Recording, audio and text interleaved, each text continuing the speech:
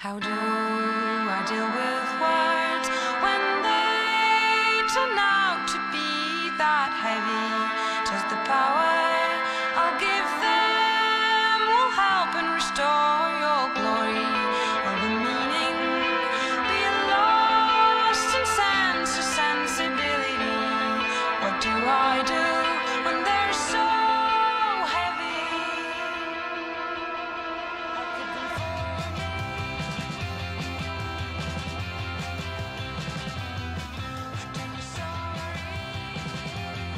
L'insuffisance cardiaque, c'est une maladie chronique et pour bien la soigner, il faut une organisation de soins adaptée, avec en particulier après une hospitalisation, des contrôles assez fréquents, assez rapprochés pour pouvoir ajuster le traitement et donc réaliser ce qu'on appelle une titration des médicaments de l'insuffisance cardiaque.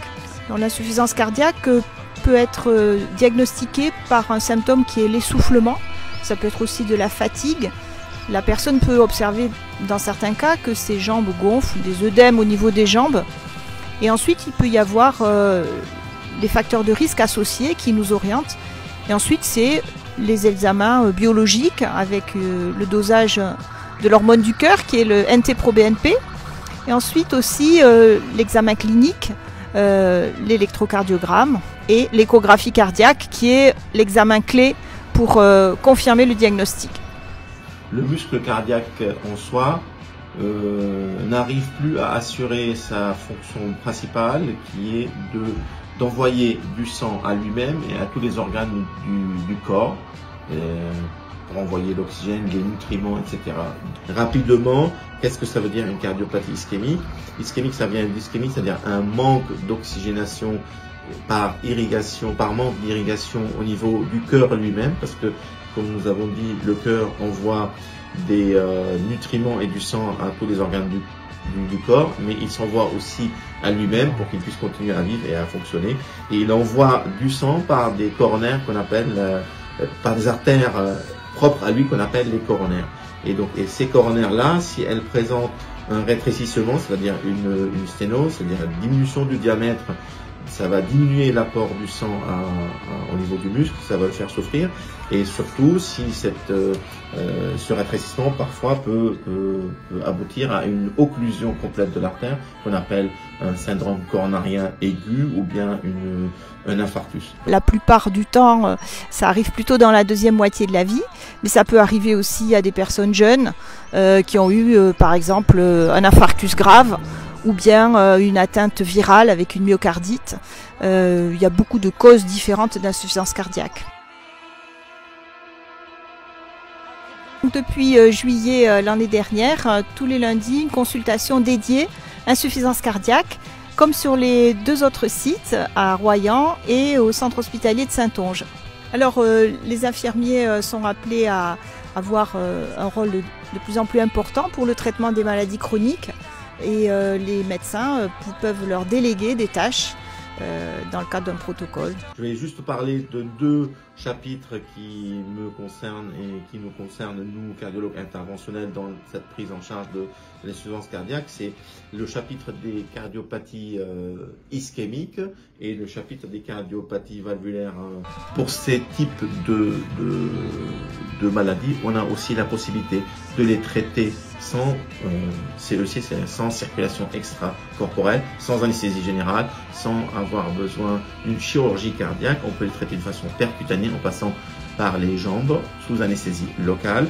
Et on peut, dans un premier cas, là où la valve elle fuit et elle est large, mettre comme une suture, si vous voulez, si on a un trou qui s'est élargi, on peut mettre un clip, on appelle ça, une petite suture entre les deux pour faire deux petits trous pour diminuer la quantité de sang qui régurgite dans les poumons et améliorer les symptômes. Et puis après, dans le deuxième cas où la valve elle est rétrécie parce qu'elle est calcifiée, elle est moins souple qu'avant, on va aller toujours sous anesthésie locale mettre une nouvelle valve qui est montée sur un gros stent dans l'ancienne valve. On va écraser l'ancienne valve et faire de sorte que la nouvelle valve, la prothèse qui circule, qui fonctionne correctement et permet au sang de circuler d'une façon presque normale et enlever les symptômes de l'insuffisance cardiaque. Au centre hospitalier Royan-Atlantique, il y a une équipe d'éducation thérapeutique qui est dédiée aux patients insuffisants cardiaques. C'est un programme avec 3 séances et avec une équipe de plusieurs personnes, une infirmière spécialisée, une diététicienne, un coach sportif et le pharmacien. Le but est d'apporter au patient des informations dans un premier temps sur sa maladie, sur la maladie insuffisance cardiaque, pour comprendre le mécanisme. Ensuite, savoir dépister les signes d'alerte, faire de l'autodiagnostic. Et on a un petit mémo qui s'appelle EPOF. EPOF, essoufflement, poids, prise de poids, œdème, les membres inférieurs, et fatigue. Voilà, c'est les 4 éléments qui permettent de suspecter une insuffisance cardiaque et de l'évaluer.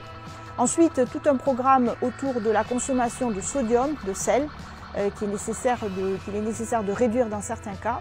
Et puis la partie activité physique pour faciliter la réadaptation cardiaque du patient insuffisant cardiaque. Alors, la télésurveillance, c'est un service en plus qui est dédié aux malades qui ont eu déjà une poussée d'insuffisance cardiaque, donc des patients à surveiller de près. Et pour nous, c'est la suite de ce qu'on avait mis en place avec le réseau Cardio Saintonge. À l'époque, on avait rêvé d'un outil informatique qui nous permettrait de savoir comment vont les patients chez eux, savoir si s'est passé quelque chose, est-ce qu'ils ont pris du poids, est-ce qu'il faut augmenter les diurétiques, est-ce qu'on pourrait faire une action qui empêcherait d'arriver à un stade où ils seraient obligés de revenir à l'hôpital en urgence. Et là maintenant, grâce à la télésurveillance, c'est possible. On a un outil et c'est tout à fait un progrès pour les patients.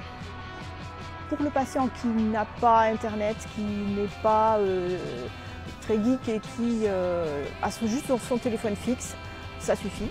Et si le patient est autonome pour utiliser Internet, il renseigne lui-même son questionnaire. Le service s'adapte aux besoins du patient. Et en clair, il est nécessaire toutes les semaines de faire un genre de check-up en sachant le poids. Est-ce que le patient est essoufflé ou pas? Est-ce qu'il a eu quelque chose de particulier depuis la semaine avant? Est-ce que son traitement a été modifié? Est-ce qu'il est plus gêné pour ses efforts de la vie quotidienne? Et selon les réponses à ce score, on obtient un score et selon un petit peu la situation du patient, ça déclenche une alerte. Si c'est une alerte orange ou une alerte rouge, je suis prévenue, l'équipe insuffisance cardiaque est prévenue et on réagit en sachant que ce n'est pas un service d'urgence,